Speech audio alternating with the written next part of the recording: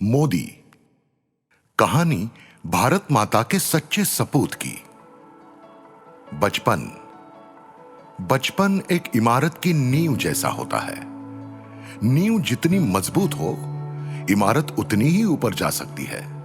भारत के सबसे लोकप्रिय प्रधानमंत्री नरेंद्र मोदी की कहानी कुछ ऐसी ही है। बचपन की पाठशाला। ऐसा साहस जो करे उसी का नाम नरेंद्र। उम्र थी 7-8 साल। बालक नरेंद्र ने मगरमच्छों से भरे तालाब में तैरकर मंदिर पर ध्वज लहराया और उसी तालाब से मगरमच्छ का एक बच्चा भी पकड़कर घर ले आया और मां के समझाने पर वापस भी छोड़ाया। गांव एक तो लोगों में भेद क्यों? बचपन से ही गांव के पिछड़ों और वंचितों की दशा को लेकर नरेंद्र के दिल में करुणा थी। छुआछूत और भेदभाव के खिलाफ समाज को जागृत करने के लिए बालक नरेंद्र ने पीला फूल नामक एक नाटक की रचना की थी। कर्म के प्रति समर्पण। बचपन से ही नरेंद्र किसी भी काम को छोटा या बड़ा नहीं समझते थे। बचपन में वड़नगर स्टेशन पर पूरी लगन से चाय बेचा करते थे। किसे पता था कि यह बालक आगे चलकर देश का प्रधानमंत्री बनेगा, लेकिन इसी ईमानदारी और लगन ने उनका रास्ता आगे भी प्रशस्त किया। मां से मिला ईमानदारी का संस्कार। नरेंद्र जी का अपनी मां के प्रति विशेष प्यार और लगाव है। मां के संस्कार ने ही अनुशासन और ईमानदारी उनमें कूट कूट कर भर दी थी। 2001 में जब मुख्यमंत्री पद की शपथ लेने से पहले वे अपनी मां का आशीर्वाद लेने पहुंचे तो उनकी मां ने कहा, मुझे नहीं मालूम कि मुख्यमंत्री क्या करता है, लेकिन मुझसे वादा करो कि तुम कभी रिश्वत नहीं लोगे, ये पाप कभी नहीं करोगे। नरेंद्र मोदी जी ने अपनी मां को कभी निराश नहीं किया। वास्तव में उनके हूं खातो न थी, खावा दे तो न थी। न तो मैं रिश्वत लेता हूं और न ही मैं दूसरों को ऐसा करने दूंगा। ये रवैये से भ्रष्टाचारी डरते हैं और आम जनता उनसे प्यार करती है। देशभक्ति की शक्ति। बचपन से ही नरेंद्र के अंदर देश के लिए मर मिटने का, कुछ कर गुजरने का जज्बा था। 1962 के युद्ध के समय सेना के जवानों का हौसला देखकर उनकी ये भावना और प्रबल हो गई। मेहसाना रेलवे स्टेशन पर सैनिकों को चाय पिलाते हुए उन्होंने ठान लिया, अब ये जीवन देश को समर्पित करना है। किताबों के समंदर के गोताखोर। जब भी समय मिलता मोदी स्कूल की लाइब्रेरी में जा बैठते, महापुरुषों की जीवन गाथाएं पढ़ते, उनकी लिखी पुस्तकों को पढ़ते और उनके महान विचारों को आत्मसात करने की कोशिश करते। हिमालय की गोद में। युवावस्था में कदम रखने के साथ जीवन को लेकर नरेंद्र का चिंतन मनन और गहरा होता गया। एक समय ऐसा भी आया जब अपने अंतर्मन की आवाज सुनकर युवा नरेंद्र जीवन को जानने के लिए निकल पड़े। प्रकृति के सानिध्य में, हिमालय की गोद में, बस 2 जोड़ी कपड़े और ढेर सारे सवालों के साथ। देश की सेवा कैसे करूं? कहां से शुरू करूं? देश सेवा का रास्ता क्या होगा? साधु बनूं या सैनिक? हिमालय में प्रवास के दौरान जीवन का लक्ष्य साफ हो चुका था।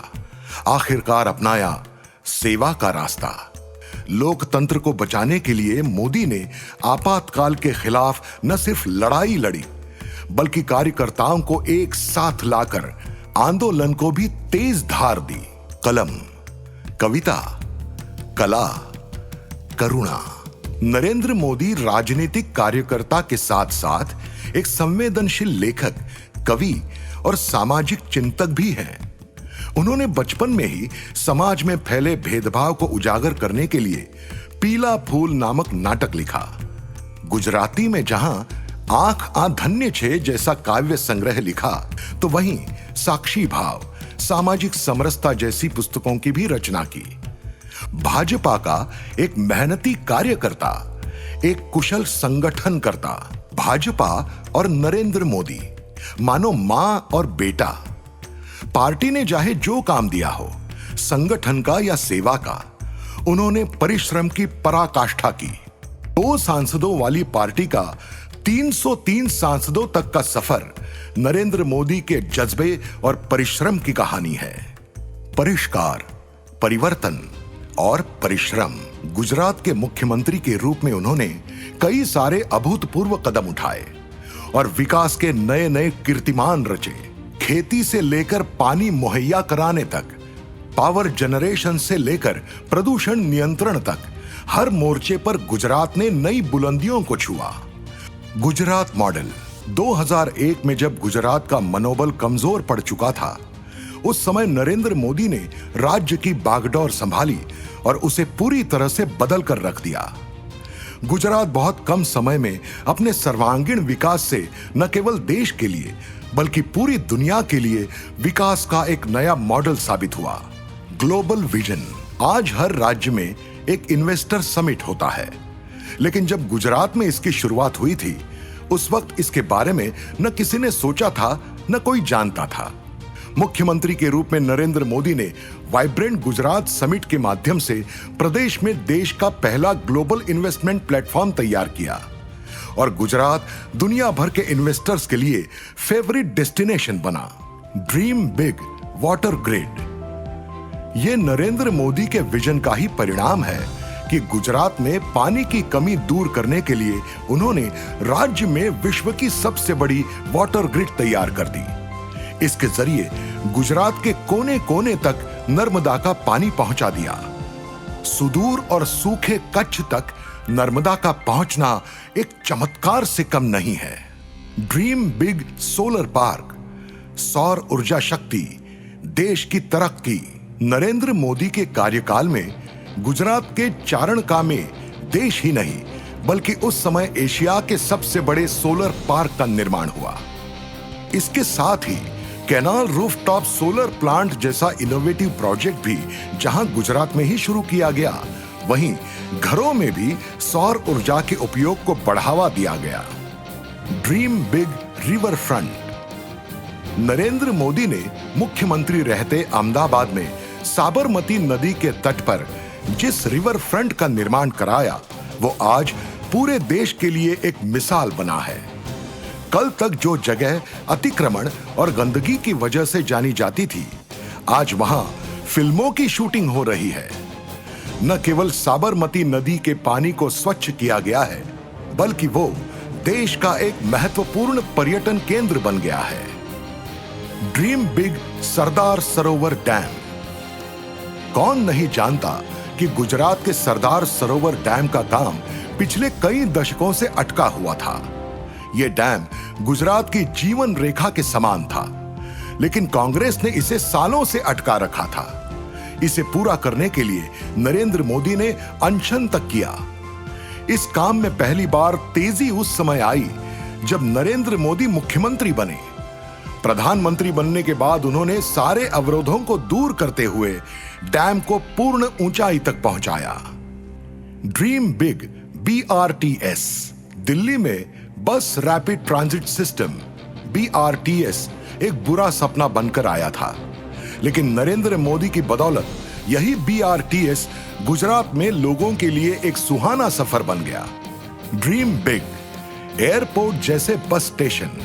बस अड्डे का नाम सुनते ही भीड़ भाड़ और अव्यवस्था की तस्वीरें घूमने लग जाती हैं, लेकिन गुजरात के शहरों के बस अड्डों की तस्वीरों ने पूरे देश के सामने एक नया मानदंड स्थापित कर दिया। अब यहां बस अड्डा हाईटेक तरीके से निर्मित किया गया है और एयरपोर्ट को टक्कर देता नजर आता है। नरेंद्र मोदी ने मुख्यमंत्री रहते हुए बस अड्डों को हवाई अड्डों की तरह अत्याधुनिक सुविधाओं से सुसज्जित करने का सपना देखा था। Powerful CM। जब नरेंद्र मोदी गुजरात के मुख्यमंत्री बने तो अधिकतर लोगों का उनसे यही निवेदन होता था कि बिजली कम से कम इतनी मिल जाए कि रात के खाने के समय अंधेरा न रहे। और फिर ऐसा दिन भी आया जब देखते ही देखते न सिर्फ गुजरात के 18,000 गांवों में ज्योतिग्राम के माध्यम से बिजली पहुंचाई गई, बल्कि बिजली सरप्लस वाला गुजरात देश का पहला राज्य बन गया। स्कूल चले हम। नरेंद्र मोदी ने बेटियों की शिक्षा के लिए कोई कसर बाकी नहीं रखी।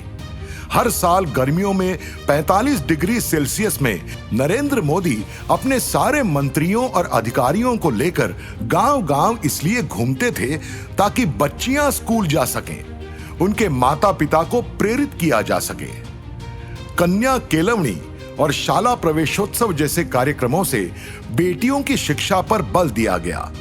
इसका नतीजा यह रहा कि स्कूल ड्रॉप आउट रेट 20 से घटकर 2% रह गया। ऐतिहासिक जनादेश, भाजपा को मिला बहुमत। मैं नरेंद्र दामोदर दास मोदी, भारतीय जनता पार्टी के लिए 2014 का लोकसभा चुनाव ऐतिहासिक था।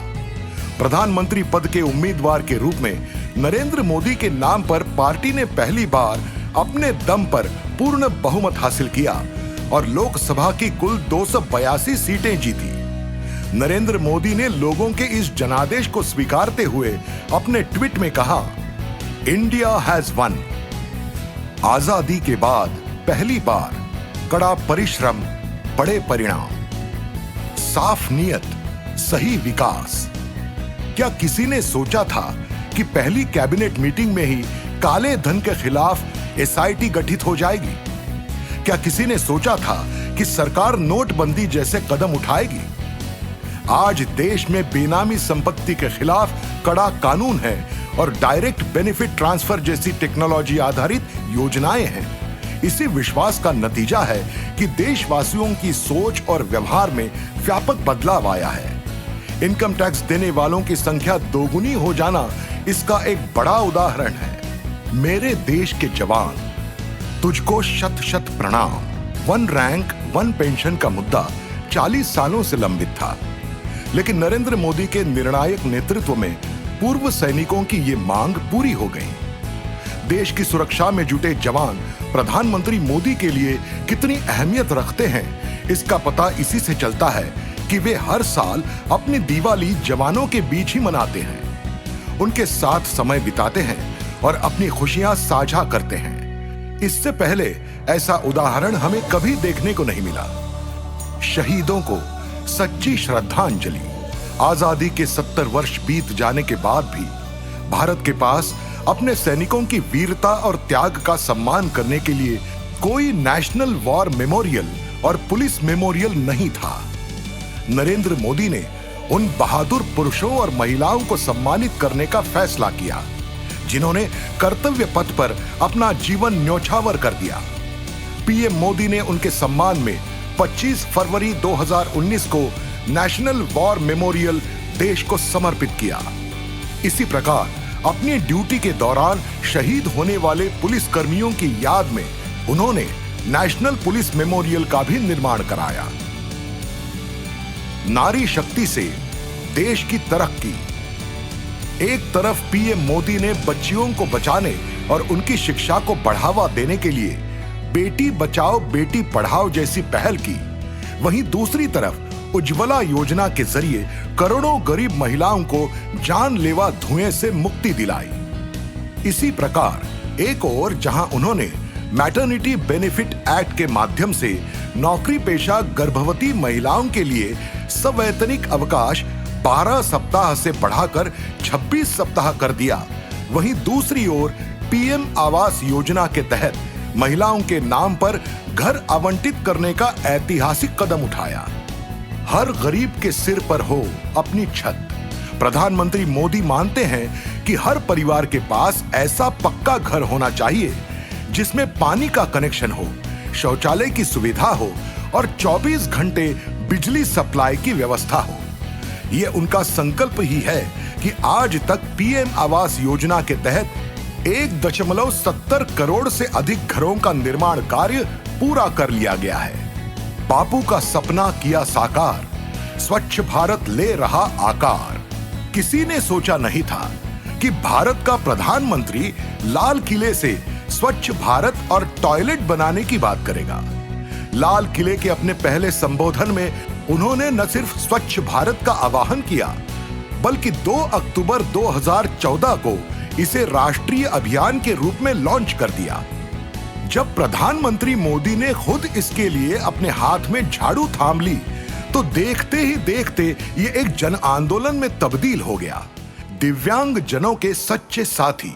प्रधानमंत्री मोदी ने हमेशा कहा है कि दिव्यांग जन भी बाकी और लोगों की तरह ही सक्षम, साहसी, दृढ़निश्चयी और जबरदस्त संकल्प से भरे होते हैं। पीएम मोदी ने ही लोगों की मानसिकता में एक बड़ा बदलाव लाने के लिए विकलांग के बजाय दिव्यांग शब्द के इस्तेमाल का आग्रह किया था।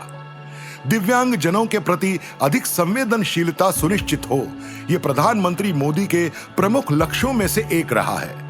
यही वजह है कि सार्वजनिक जगहों को उनके अनुकूल बनाए जाने के लिए विशेष प्रयास किए गए हैं। उनके लिए सबसे अधिक शिविर आयोजित किए गए हैं। साथ ही उन्हें और अधिक सशक्त बनाने के लिए देश भर में प्रोत्साहन राशि और सहायक उपकरण वितरित किए गए हैं। वीआईपी कल्चर को गुड बाय। नरेंद्र मोदी ने जब से प्रधानमंत्री का पदभार संभाला है, तब से उन्होंने वीआईपी कल्चर को खत्म करने पर जोर दिया। पीएम मोदी मानते हैं कि न्यू इंडिया के जो मार्गदर्शक सिद्धांत हैं, उसमें कोई वीआईपी नहीं, बल्कि सभी ईपीआई यानी कि एवरी पर्सन इज इंपॉर्टेंट है। जो लाल बत्ती वीआईपी संस्कृति का प्रतीक बन गई थी, उसे मोदी सरकार ने एक झटके में खत्म कर दिया। भुला दिए गए नायकों का सम्मान। देश के जिन स्वतंत्रता सेनानियों ने आधुनिक भारत के निर्माण के लिए संघर्ष किया, देश को जातिवाद और कुरीतियों से मुक्त करने के लिए लड़ाई लड़ी, जिन्होंने देश के नागरिकों को समान अधिकार दिलाने के लिए अपना जीवन खपा दिया, उन्हें सिर्फ एक परिवार को याद रखने की खातिर लंबे समय तक भुला दिया गया। प्रधानमंत्री बनने के बाद नरेंद्र मोदी ने इन महानायकों को वो सम्मान और स्थान दिया जो उन्हें दशकों पहले मिल जाना चाहिए था। बाबा साहेब से जुड़े 5 स्थानों को पंच तीर्थ के रूप में विकसित कर न सिर्फ उन्हें सच्ची श्रद्धांजलि दी, बल्कि उनके विचारों पर चलते हुए पीड़ितों और वंचितों के विकास के लिए ढेर सारे कदम उठाए। नेताजी सुभाष चंद्र बोस का सम्मान करते हुए आजाद हिंद सरकार की घोषणा की 75वीं वर्षगांठ के अवसर पर लाल किले पर तिरंगा फहराया। सेलुलर जेल जाकर काला पानी की सजा काटने वाले वीर सावरकर समेत उन तमाम स्वतंत्रता सेनानियों को श्रद्धांजलि अर्पित की, जिन्होंने राष्ट्र की खातिर अपना सब कुछ समर्पित कर दिया था। गांधी के सपनों को पूरा किया। नरेंद्र मोदी ने अपने सार्वजनिक जीवन में महात्मा गांधी के जीवन दर्शन को एक प्रेरणा स्रोत के रूप में देखा। राष्ट्रीय जीवन का कोई भी ऐसा क्षेत्र नहीं है जिस पर महात्मा गांधी की अंतर्दृष्टि का प्रभाव ना रहा हो। वर्षों का अंधेरा छटा, घर घर में सूरज उगा। नरेंद्र मोदी ने देश के उन सभी 18,000 गांवों में बिजली पहुंचाने का संकल्प लिया जो आजादी के दशकों बाद भी अंधेरे में डूबे थे। उन्होंने न केवल 1000 दिनों के भीतर सभी गांवों में बिजली पहुंचा दी, बल्कि उससे आगे बढ़ते हुए लगभग हर घर तक बिजली पहुंचाने का काम किया। सभी के लिए सुलभ और सहज हेल्थ केयर, सभी नागरिकों को बेहतर स्वास्थ्य सुविधाएं मिले, इसके लिए मोदी सरकार ने न केवल स्वास्थ्य बीमा उपलब्ध कराया है, बल्कि महंगी दवाइयों और चिकित्सा के खर्च को भी कम किया है। आयुष्मान भारत विश्व की सबसे बड़ी स्वास्थ्य बीमा योजना है, जिससे 50 करोड़ गरीबों को लाभ मिल रहा है। यह न केवल हेल्थ केयर स्कीम है, बल्कि भारत के हेल्थ केयर इंफ्रास्ट्रक्चर को पुनर्जीवित करने और ग्रामीण भारत में आधुनिक स्वास्थ्य सेवाओं को पहुंचाने की रणनीति है। जन औषधि केंद्र में बाजार मूल्य की तुलना में 50 से 80% कम कीमत पर दवाइयां मिलती हैं। वहीं हार्ट स्टेंट्स और घुटना प्रत्यारोपण की कीमतों में भी भारी कमी आ चुकी है। पद्म अवार्ड्स अब पीपल्स अवार्ड्स। नरेंद्र मोदी के नेतृत्व में पद्म पुरस्कार देश के उन नायकों को देने की नई परंपरा शुरू हुई जो प्रसिद्धि से दूर समाज सेवा में जुटे हैं। प्रधानमंत्री मोदी ने पद्म पुरस्कारों के नामांकन की पूरी प्रक्रिया को ही बदल दिया। उन्होंने लोकतंत्र के महत्व को बताते हुए देश के आम नागरिकों को पद्म पुरस्कार के लिए नामांकित करने का अवसर प्रदान किया। भारत को दुनिया का ग्रोथ इंजन बनाया। मोदी सरकार के पहले कार्यकाल में भारत ने उच्चतम औसत विकास दर के साथ ही न्यूनतम महंगाई दर भी देखी। विकास की लगातार तेज गति सरकार द्वारा किए गए जीएसटी, एफडीआई जैसे सुधारों और इंसॉल्वेंसी बैंक्रप्सी कोड जैसे बड़े नीतिगत सुधारों का नतीजा रही है। आतंकवाद को मुंहतोड़ जवाब। आज का भारत एक ताकतवर न्यू इंडिया है। अपने जाबाज सैनिकों के दम पर हिंदुस्तान मजबूती के साथ खड़ा है, जहां आतंक को किसी भी कीमत पर बर्दाश्त नहीं किया जा सकता। आतंक के खात्मे के लिए अब भारत सर्जिकल स्ट्राइक करने से भी नहीं चूकता है। जब भारतीय वायुसेना ने पाकिस्तान में घुसकर एयर स्ट्राइक की और आतंकी शिविरों को ध्वस्त किया, तो दुनिया ने भी भारत की मजबूत इच्छा शक्ति को जमकर सराहा। आजकल 1 रुपए में क्या मिलता है? आज भी 1 रुपये का कितना महत्व है, यह आपको मोदी सरकार की योजनाओं में दिख सकता है। महज 1 रुपया प्रतिदिन या 1 रुपया प्रति माह के खर्च पर अब गरीब से गरीब व्यक्ति बीमा और वित्तीय सुरक्षा का लाभ उठा रहा है। आजादी के दशकों बाद भी देश की एक बड़ी आबादी बैंकिंग सेवाओं से वंचित थी, लेकिन प्रधानमंत्री मोदी की जन धन योजना ने इस दिशा में क्रांतिकारी बदलाव लाकर रख दिया। आज 36 करोड़ से भी अधिक गरीबों के नए बैंक खाते खोले जा चुके हैं। किसान की आय दोगुनी तो देश की तरक्की कई गुनी। हमारे किसान खुद कई मुश्किल परिस्थितियों से गुजरकर अपना पेट भरते हैं।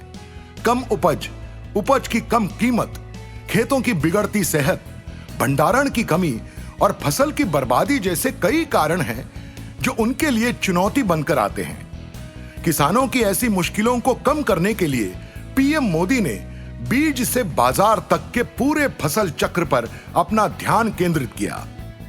इनमें गुणवत्ता वाले बीजों की खरीदारी, नीम कोटेड यूरिया की व्यवस्था, उर्वरकों के लिए सब्सिडी, पर ड्रॉप मोर क्रॉप और फसल बीमा से लेकर ENAM के जरिए अपनी फसलों को बेचने के लिए बाजार उपलब्ध कराने में मदद करना शामिल है। Startup India.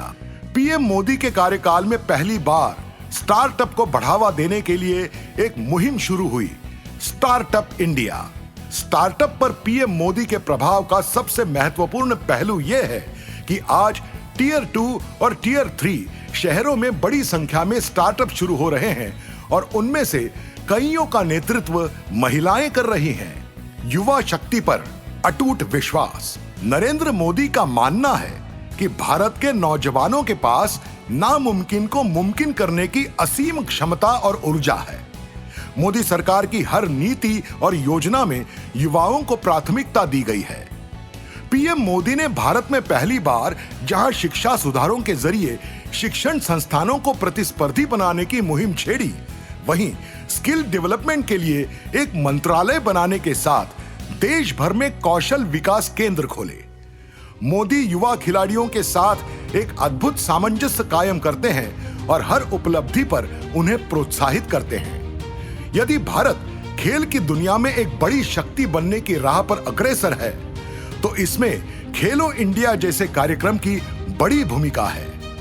एक राष्ट्र, एक कर, एक बाजार, एक ग्रिड, एक संविधान। भारत की ताकत उसकी एकता में है। सरदार पटेल भारत के राजनीतिक एकीकरण के सूत्रधार थे। वहीं जीएसटी लागू करने के साथ ही पीएम मोदी भारत के आर्थिक एकीकरण के इंजीनियर बन गए। जीएसटी से एक राष्ट्र, एक कर, एक बाजार का सपना सच हुआ।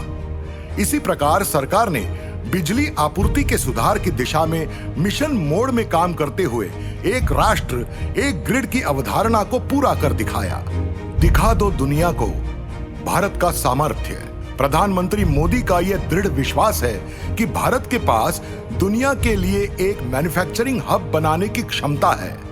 आज मेक इन इंडिया के तहत मोबाइल से लेकर रक्षा उत्पाद के निर्माण तक, इनोवेशन से लेकर इंजीनियरिंग तक बड़ी उपलब्धियां हासिल करने का सिलसिला जारी है।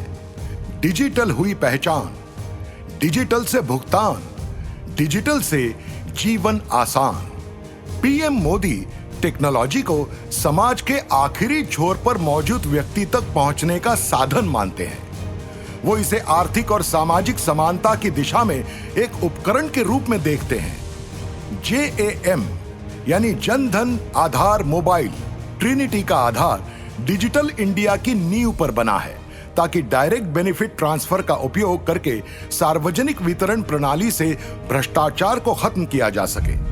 पूर्ण रूप से भारतीय इनोवेशन भीम UPI न केवल भारत में डिजिटल भुगतान क्रांति को गति दे रहा है, बल्कि रुपे कार्ड के साथ दुनिया के दूसरे छोर तक भी पहुंच गया है।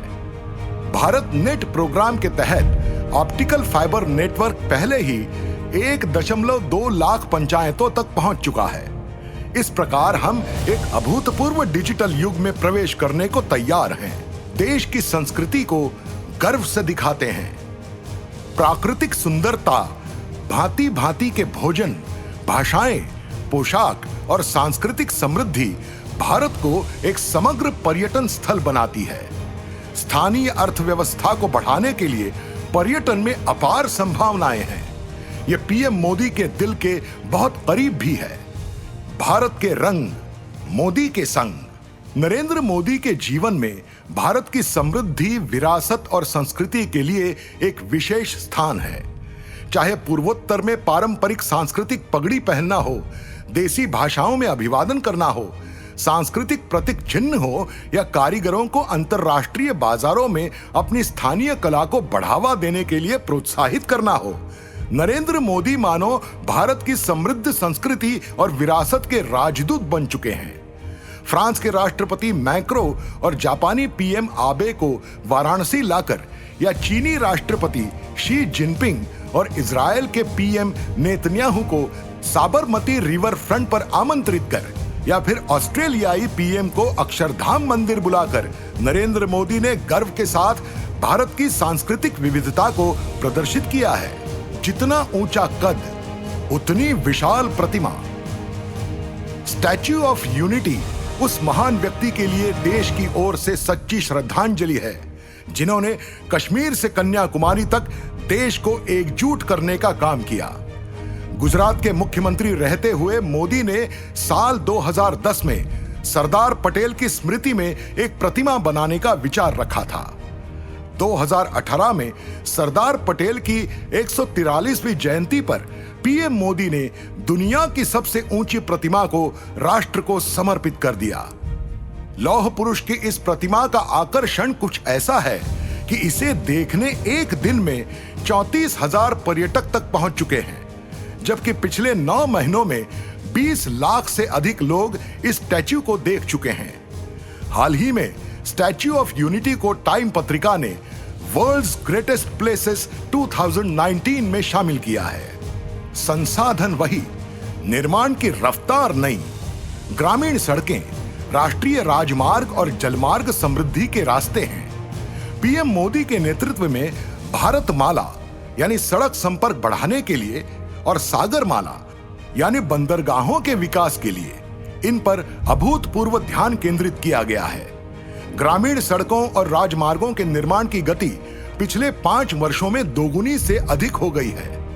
हमारे गांवों को शहरों से जोड़ने और ग्रामीण अर्थव्यवस्था को बढ़ावा देने के लिए 2014 के बाद से लगभग 2 लाख किलोमीटर ग्रामीण सड़कों का निर्माण किया गया है। कृपया कुर्सी की पेटी बांध लें। उड़े देश का आम नागरिक। उड़े देश का आम नागरिक यानी उड़ान के रूप में लोकप्रिय योजना के माध्यम से अब हवाई चप्पल वाला यात्री भी हवाई जहाज की यात्रा कर रहा है। प्रधानमंत्री मोदी की इस महत्वाकांक्षी योजना का लक्ष्य टियर 2 और टियर 3 शहरों को हवाई मार्ग से जोड़ना है। जय हो ऊर्जा गंगा मैया की। पूर्वी भारत के 7 राज्यों के लाखों घरों में पाइप गैस लाइन का निर्माण एक सपना है, जो जल्द ही एक वास्तविकता बन जाएगा।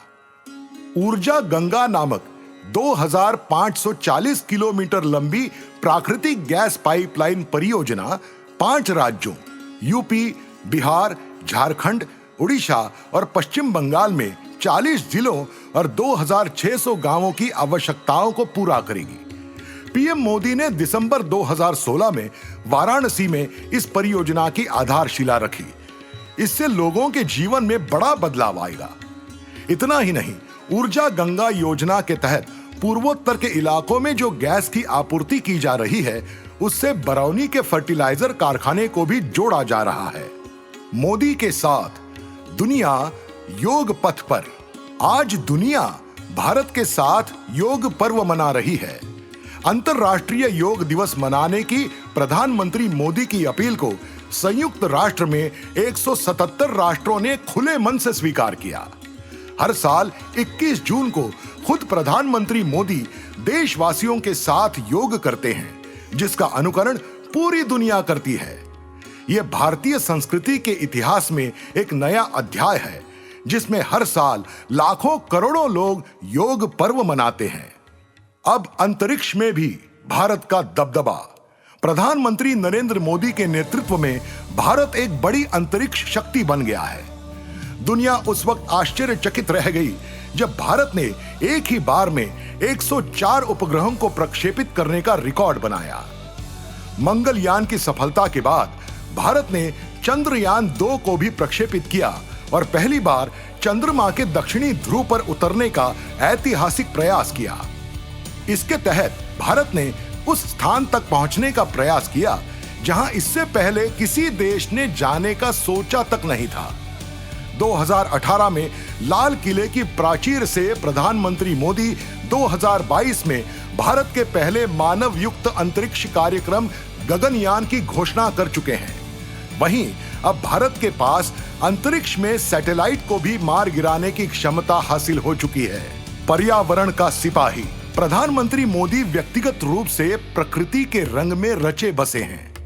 इसका असर उनकी नीतियों में भी स्पष्ट रूप से झलकता है।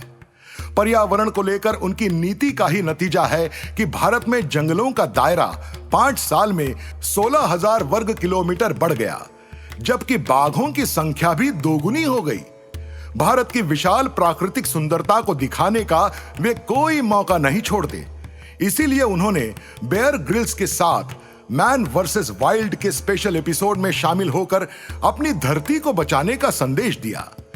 यह इस सीरीज का सबसे अधिक देखा जाने वाला एपिसोड बन गया। मां गंगा ने बुलाया है। साल 2014 में वाराणसी से अपना नामांकन पत्र दाखिल करने से पहले नरेंद्र मोदी ने कहा था, न किसी ने मुझे यहां भेजा है, न मैं यहां आया हूं, मां गंगा ने मुझे बुलाया है। 2019 में नामांकन के दौरान उन्होंने फिर से अपनी यही निष्ठा प्रकट की। मां गंगा के प्रति अगाध प्रेम, स्नेह और लगाव ने नरेंद्र मोदी को मां गंगा का रक्षक बना दिया। गंगा आरती के लिए दुनिया के नेताओं को बुलाकर उन्होंने अपनी संस्कृति की समृद्धि का परिचय पूरी दुनिया से कराया है। काशी का कायाकल्प। नरेंद्र मोदी ने जब 2014 में लोकसभा चुनाव लड़ने के लिए वाराणसी को चुना, तब शहर में खुशी की लहर सी दौड़ गई और वहां के लोगों ने अपना मानकर उन्हें गले लगा लिया। तब से इस शहर ने कभी पीछे मुड़कर नहीं देखा। नरेंद्र मोदी के सांसद बनने के बाद वाराणसी में बेहतर सड़कों और व्यापार सुविधा केंद्रों का निर्माण, गंगा के घाटों का कायाकल्प, शहर में आधुनिक इंफ्रास्ट्रक्चर का निर्माण, स्वच्छ गंगा और महिलाओं के लिए उद्यमशीलता के अवसर, बुनकरों के लिए कल्याणकारी कार्यक्रम और संसदीय क्षेत्र में अन्य विकास परियोजनाओं ने जोर पकड़ा। तन मन से स्वयं सेवक।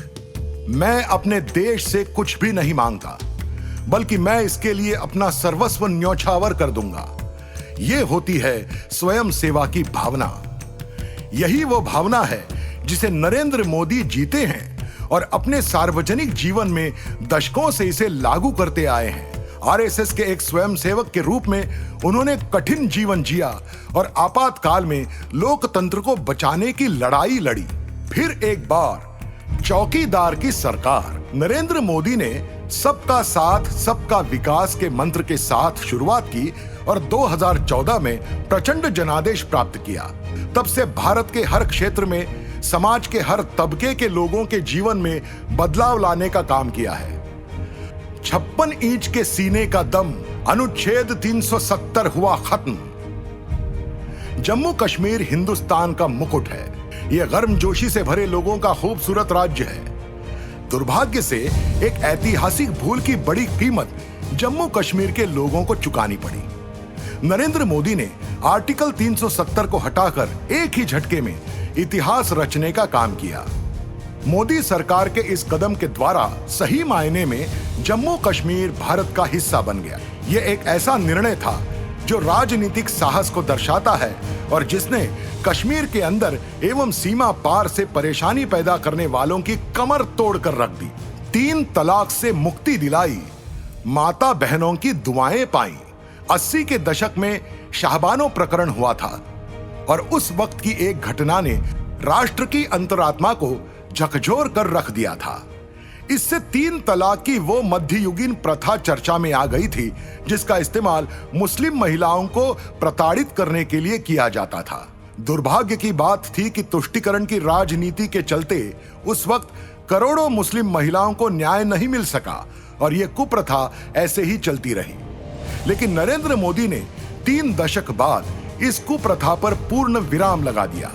जल शक्ति से जल क्रांति 2019 के चुनावी घोषणा पत्र में किए गए एक वादे को पूरा करते हुए नरेंद्र मोदी ने जल शक्ति मंत्रालय का सृजन किया ताकि पानी से जुड़ी समस्याओं को तत्काल और व्यापक रूप से हल किया जा सके। मोदी सरकार के बनते ही जल संरक्षण और जल सुरक्षा के लिए जल शक्ति अभियान का शुभारंभ किया गया। प्रधानमंत्री मोदी के आह्वान की वजह से जल संरक्षण आज एक जन आंदोलन बनता जा रहा है। नरेंद्र मोदी ने 2024 तक सभी को पेयजल सुनिश्चित कराने का लक्ष्य का भी ऐलान किया है। तेज है, तत्पर है, तैयार है। नया भारत, मोदी का भारत। नया भारत तेज गति से दौड़ने को तैयार है। लोगों की आवश्यकताओं को पूरा करते हुए अब हम आकांक्षाओं को पूरा करने की ओर भी बढ़ चुके हैं। प्रधानमंत्री मोदी के अथक परिश्रम का ही परिणाम है कि 2014 में 11वीं सबसे बड़ी अर्थव्यवस्था से भारत ने 6ठी सबसे बड़ी अर्थव्यवस्था का सफर तय किया है और अब उन्होंने $5 ट्रिलियन की अर्थव्यवस्था बनाने का सपना संजोया है जिसे 2024 तक पूरा करना है।